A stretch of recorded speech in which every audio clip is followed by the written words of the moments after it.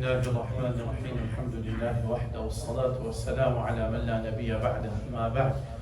Respected elders, brothers and sisters and young friends, inshallah, tonight we'll be reciting the second half of the 15th juz and the first half of the 16th juz.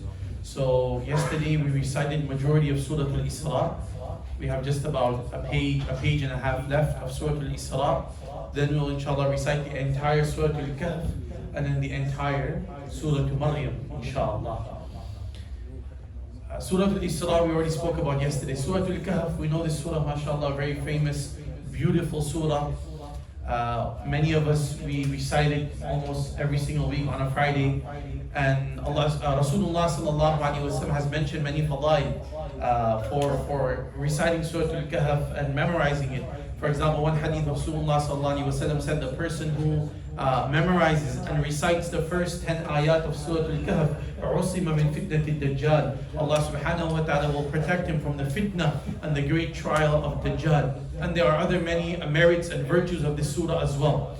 This surah tackles, we all know, and I've mentioned this before as well in one session which we had a few months back. The surah mentions 4 main stories, and the purpose of these 4 stories is to explain to us the 4 fitnas, the 4 tests and trials that most of the mu'minun and believers, they will go through in their lives.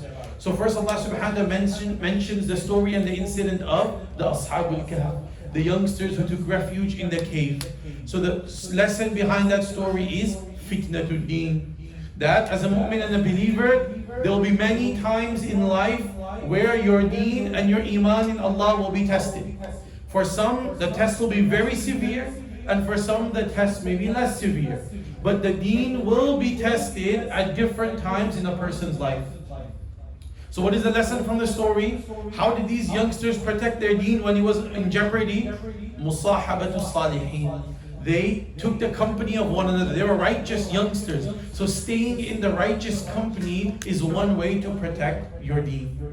So that is the first story. Then Allah subhanahu wa ta'ala brings the second story. And that is the people of the Ashabul Jannatain, or Sahiba al-Jannatain, the 2 people who had gardens. And one was extremely wealthy and rich, and he used to invest in his gardens. The other one used to worship Allah, obey Allah, give sadaqat, and used to donate for the sake of Allah subhanahu wa ta'ala. And the one who was very wealthy, he had takabbur and pride. And he said, this is all mine, they will belong to me, and this and that.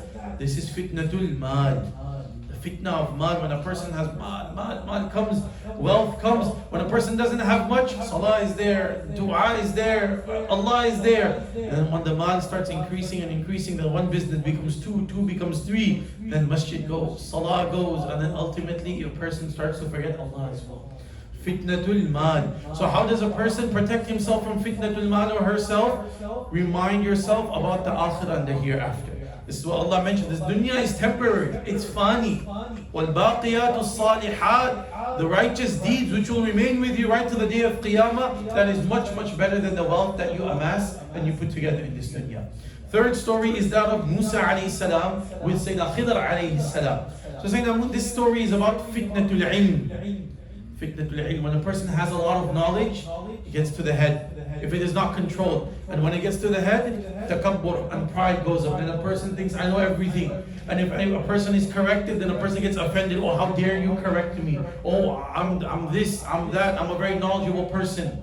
So fitnatul ilm. So remember, in order to protect yourself from this fitna, from this challenge and test in life, you need to remember that there's always someone who is more knowledgeable than you. So Musa alayhi salam was reminded, oh Musa, you are the Nabi of Allah, and you are the greatest person on this earth at this moment in time.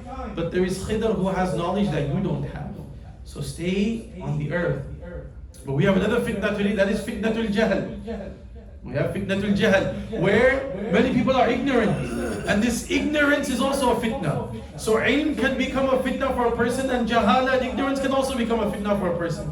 And many Muslims don't understand this. Many Muslims think, oh, I didn't know. You not knowing is not an excuse. You see, many times we get a question. The husband gives 3 divorces to the wife. It's over. There is nothing now you can do to fix this marriage. All the madahib and all the aimah agree it's gone.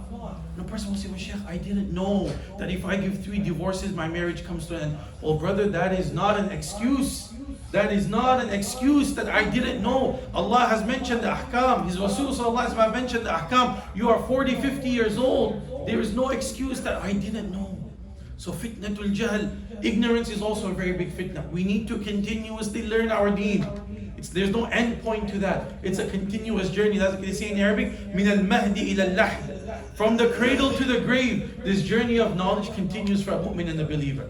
Okay, and then the fourth story is that of Dhul Qarnayn. Over here Allah explains the fitna of sultana and the fitna of power. This also many people cannot digest. When a person is given a little bit of authority, a little bit of power over others, and then the person starts flexing their power and their authority over others. No, I am the big boss here. I am the one who is going to call the shots.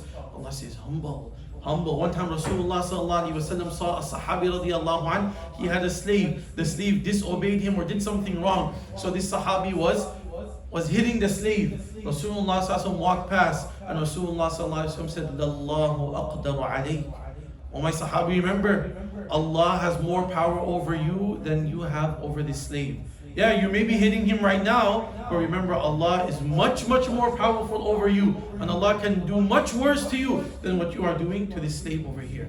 So fitna of power. Whenever you're given authority, remember Allah is watching. Adl and justice has to be over there. So this is the four stories and the 4 lessons that we learned from Surah al-Kahf. One thing inshallah, and I'll conclude. So the story of the Ashab al-Kahf and the youngsters in the cave reminds me of i'tikaf. MashaAllah. So Allah subhanahu wa ta'ala has given us the sunnah of Rasulullah sallallahu alaihi wasallam, where we come to the masjid becomes our cave. For not 309 years, for 10 days and 10 nights. So 365 days Allah gives you. Allah says 355 is for you and your family. 10 days and 10 nights is for me. It's very fair. It's very generous actually when it comes to that, right? Rasulullah sallallahu alaihi wasallam would perform i'tikaf every single year. Some Ramadans, Rasulullah sallallahu alaihi wasallam spent the entire month in i'tikaf. On one occasion, Rasulullah sallallahu alaihi wasallam missed his i'tikaf because the Muslims had gone for jihad and fighting. So the next year, Rasulullah sallallahu alaihi wasallam made it up and doubled the i'tikaf. In the final year of his life, Rasulullah sallallahu alaihi wasallam spent 20 days in i'tikaf. I'tikaf means to stay in the masjid. The house of Rasulullah was right next to the masjid, but he would not go there for 10 days and 10 nights. He would stay in the masjid. So much so the ahadith mentioned that Rasulullah's hair, Aisha radiallahu anha would oil it and would comb it. But so he would be in the masjid and he would kind of stick his head into his home. Aisha radiallahu anha would take care of the hair of Rasulullah, and Rasulullah would kind of go back up again, and he would remain in the masjid. He would not enter his home. So this is the Sunnah i'tikaf. Inshallah, we have a few days. I'll mention some ahadith and some fadail and virtues of it later on.